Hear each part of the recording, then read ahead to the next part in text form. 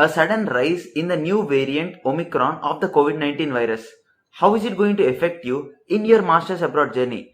Travel restrictions, visa regulations, visa slot availability and various aspects which you need to know for your master's abroad, especially for fall 22 and spring 22. All the aspects and all the reasons will be discussed in this specific video. So why delay? Let's dive in right into the video.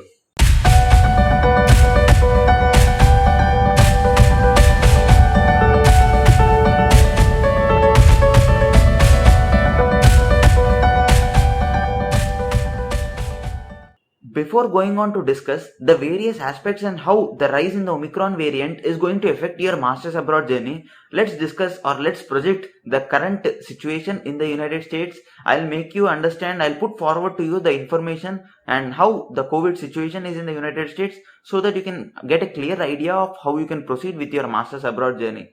Currently, the Omicron variant has been reported in about 1/3 of the states, that is 25 states in the United States. So it is slowly rising. It has not yet rose to the full potential. Also, one more thing you need to note is that per day, the United States is reporting about 100,000 to 150,000, which is compared to 10,000 to 20,000 range of cases in our country.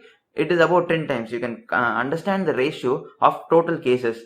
But unfortunately or fortunately, in this specific 100,000 or 150,000 cases, whatever they are reporting per day, about 99.9% are only in the Delta variant. So the Omicron variant has not yet shown the complete potential, and as per CDC, it is not fatal, but we can be precautious as per whatever they have informed. I recommend all of you to get vaccinated so that even if you get tested as the restriction or the travel restriction, it makes you easy for the travel as well. So understand this point and get vaccinated as soon as possible. So now let's go on to see how is it going to affect and in comparison to the same situation of whatever has happened in the last, that is fall 21, and how probably the things are going to be. It is just a prediction as per how I have faced and as per how situations are going to be in this year as well as compared to last year. So previously, if you do not know, last year situation was worse, far worse than this. There was a lot and worse fatality rate as well, and compared to this, though United States has reported about 50% rise in fatality rate as compared to last week, the fatality rate in the situation of fall 21 was very severe and it was unexplainable. We all remember the bad news or bad visuals, whatever we have seen in the news during those days about 1 year ago. So that was how the situation was. So compared to that, the situation is far better this year, and this is how I can predict and what is it going to be. So what about visa slots?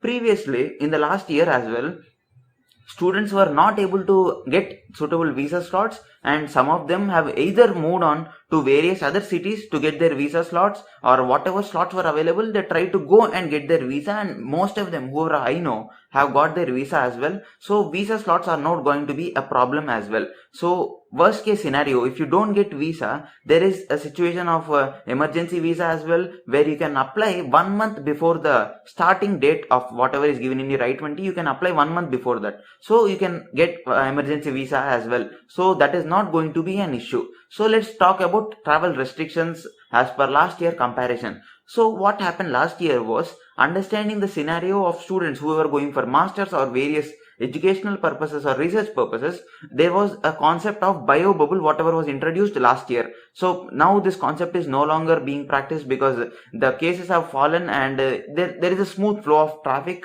between various countries. But previously last year, the situation was bio bubble, which was called as bio bubble, where India, UK, USA, Australia and couple of some other countries, 2 or 3 countries have followed this bio bubble scenario, and that is how they were able to travel to other countries as well. So this is not a point to worry. Probably they might introduce that this year as well, so that it will not affect the students who are traveling for the masters abroad. So if they don't introduce bio bubble, what is the scenario which you can do?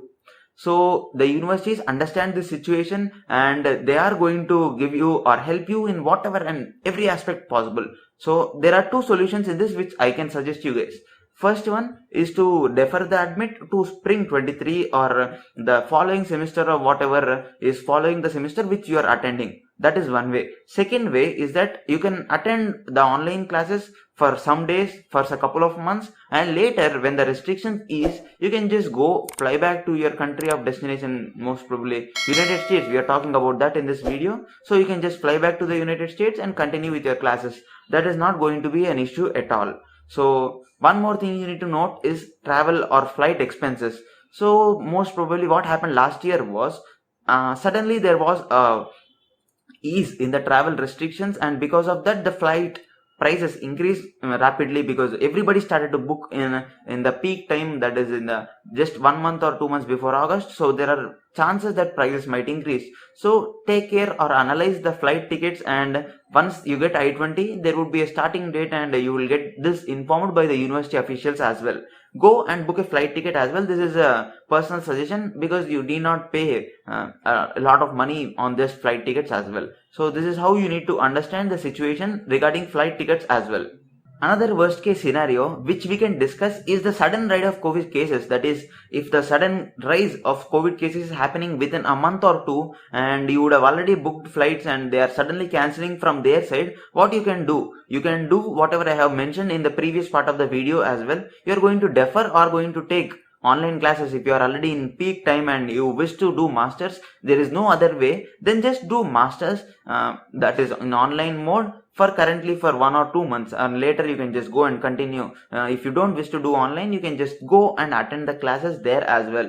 This is one scenario, and this is how you can face such scenarios. Also, CDC has already informed, that is the official CDC of the United States government has already informed that family gatherings and meetings are safe because of the crowd, the immunity whatever the United States people have because of the vaccinations and whatever is given. The crowd gathering is safe because of the festive season whatever is going on in the western region.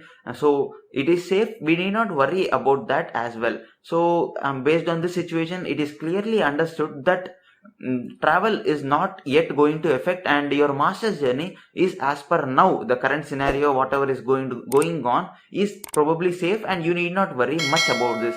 Instead, try to focus on your applications, try to get better admits, and try to get proper rooms of wherever you are going, and various scenarios, and how do you face that. Talk with your seniors and try to focus on various such type of issues, as probably the Omicron is not going to affect you or not going to cause a hindrance in your master's journey. So that's it for today, guys. Thank you so much for staying out so long. If you still have any other query, you can just comment it in the comment section, and I'll be happy to reply each and every one of you. Thank you so much for staying out so long. This is Vivek signing off. Stay safe, stay informative. Bye bye.